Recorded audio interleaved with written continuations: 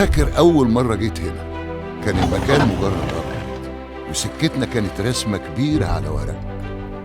دلوقتي كل زيارة بنعدي فيها على الموقع بنشوف فرق كبير، مباني بتعلى، تفاصيل بتكمل، وخطوات بتتحط في مكانها السليم.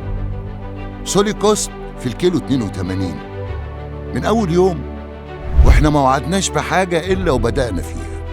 المرحلة الأولى خلاص قربت تخلص وهنسلمها الصيف الجاي، والتانية بتكبر يوم عن يوم، وبنبدأ نبني التالتة على أرض مليانة خطوات اتحققت. اللي بيحصل هنا مش بس شغل، ده وعد بيتحقق واحدة واحدة.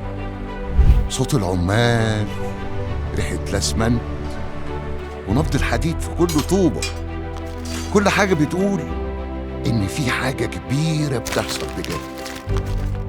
اللي اشتروا من بدري خلاص بيستعدوا يستلموا بخدمات موجودة فعليا، باركينج مغطى، لاجونز على مساحة 2000 متر، وأكوا بارك، كيدز اريا، كلاب هاوس، سويمنج بولز، ولاندسكيب، ومول قدامك على طول.